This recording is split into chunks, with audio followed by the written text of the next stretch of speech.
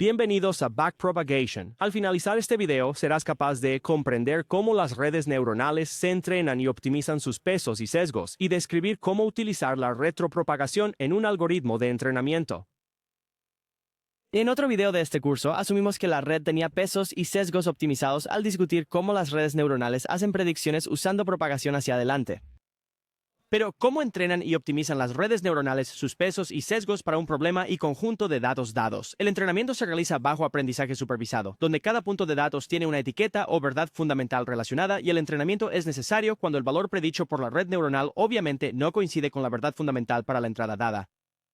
El proceso de entrenamiento se inicia calculando el error E, que existe entre los valores predichos y las etiquetas de verdad fundamental. Este error ahora representa el costo o la función de pérdida que habíamos abordado en el video sobre el descenso de gradiente. El siguiente paso debería ser propagar el error de vuelta a la red y realizar el descenso de gradiente con él sobre los diversos pesos y sesgos en la red para optimizarlos usando las mismas ecuaciones que vimos en el video sobre el descenso de gradiente. Así que, para nuestra red neuronal simple, que tiene solo 2 neuronas y recibe una única entrada, calculamos el error cuadrático entre el valor real, t, y el valor predicho, a2. Esto representa nuestra función de costo o de pérdida. Claro, normalmente no entrenas tu red usando un solo punto de datos, sino miles y miles de puntos de datos. Por lo tanto, el error se calcula como el error cuadrático medio, calculado como de la forma que se describe a continuación. Luego utilizamos el error para actualizar WAB2, B2, WAB1 y B1, propagando dicho error de regreso a la red neuronal. Para la actualización de W2, sabemos, gracias al video sobre el descenso de gradiente, que es necesario emplear esta ecuación. Sin embargo, dado que el error no se presenta explícitamente como una función directa de W2, será indispensable que apliquemos la regla de la cadena para poder determinar la derivada del error con respecto a W2. Así pues, tenemos conocimiento de que E es una función de A2, y también sabemos que A2 es, a su vez, una función de Z2 y que Z2 es una función de W2.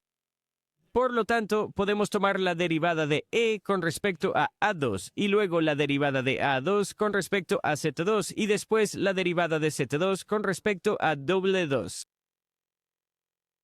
Entonces, la derivada del error con respecto a W2 sería simplemente el producto de estas derivadas individuales de la siguiente manera. La derivada de E con respecto a A2 es igual a menos T menos A2. La derivada de A2 con respecto a Z2 es A2 multiplicado por 1 menos A2. Y la derivada de Z2 con respecto a W2 es simplemente la entrada a 1.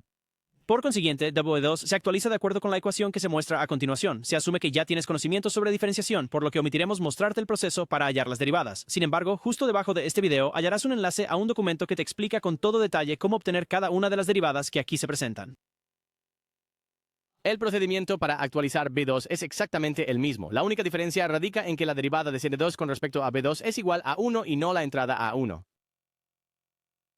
De forma similar, usamos la expresión para actualizar WB1, pero el error no está explícitamente relacionado con WB1, así que, de nuevo, aplicamos la regla de la cadena para establecer la derivada del error con respecto a WB1. Sabemos que E es una función de A2 y sabemos que A2 es una función de Z2.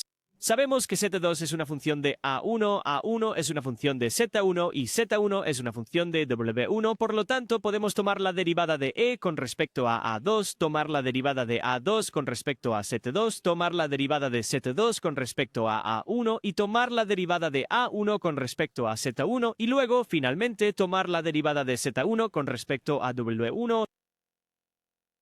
Entonces, la derivada del error con respecto a W1 sería el producto de estas derivadas individuales de esta manera. La derivada de E con respecto a A2 es igual a menos T menos A2.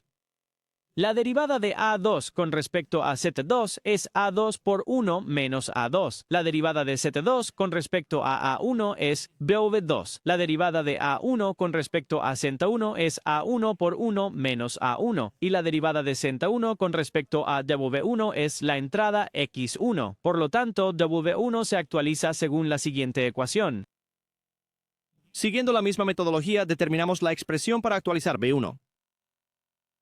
Ahora, apliquemos el algoritmo de retropropagación a nuestro ejemplo que vimos en el video de propagación hacia adelante. Recordemos que contamos con una red neuronal de 2 neuronas con los valores iniciales de los pesos y los sesgos, tal como se presentan. Aplicamos la propagación hacia adelante y calculamos el valor de Z1, que nos dio un resultado de 0.415, y el valor de A1, que nos dio un resultado de 0.623, el valor de Z2, que nos dio un resultado de 0.910, y el valor de A2, que nos dio un resultado de 0.753. Este es el valor que la red neuronal predice para una entrada de 0.1.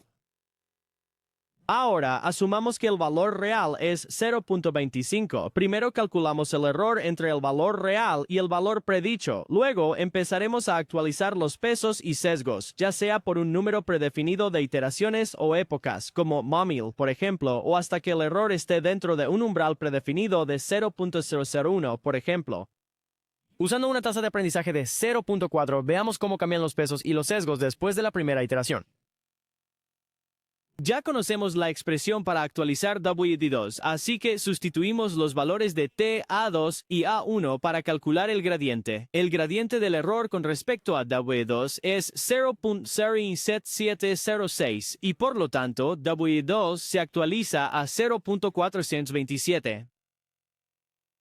Repetimos el mismo procedimiento para B2. Sustituimos los valores de T y A2 para poder calcular el gradiente. El gradiente del error con respecto a B2 es 0.0948 y por lo tanto B2 se actualiza a 0.612. De manera similar, para W1 introducimos los valores de T, A2, D2, A1 y X1 para calcular el gradiente. El valor del gradiente del error con respecto a V1 es de 0.001021 y por lo tanto el valor de V1 se actualiza a 0.1496. En cuanto a B1, el gradiente del error con respecto a B1 es de 0.01021 y por lo tanto B1 se actualiza a un valor de 0.3959. Esto marca el final de la primera iteración o época del proceso de entrenamiento. Con los pesos y sesgos que han sido actualizados, realizamos una nueva ronda de propagación hacia adelante. Calculamos el valor que ha sido predicho y lo comparamos con la verdad fundamental. Luego calculamos el error y finalmente realizamos otra ronda de retropropagación. Por lo tanto, para resumir el algoritmo de entrenamiento, primero inicializamos los pesos y los sesgos con valores aleatorios. Luego, repetimos de forma iterativa los siguientes pasos. Número 1, calculamos la salida de la red utilizando la propagación hacia adelante. Y número 2, calculamos el error entre la verdad fundamental y la salida estimada o predicha de la red. En tercer lugar, actualizamos los pesos y los sesgos mediante retropropagación. Repetimos los tres pasos anteriores hasta que se alcance el número de iteraciones o épocas, o el error entre la verdad fundamental y la salida predicha esté por debajo de un umbral predefinido.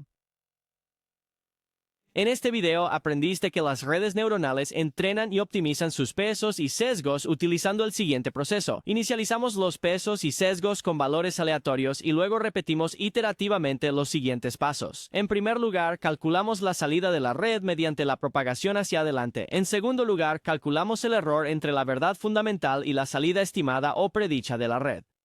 En tercer lugar, llevamos a cabo la actualización de los pesos y los sesgos a través del proceso de retropropagación. Y por último, repetimos los tres pasos anteriores hasta que se alcance el número total de iteraciones o de épocas, o bien el error entre la verdad fundamental y la salida predicha esté por debajo de un umbral predefinido.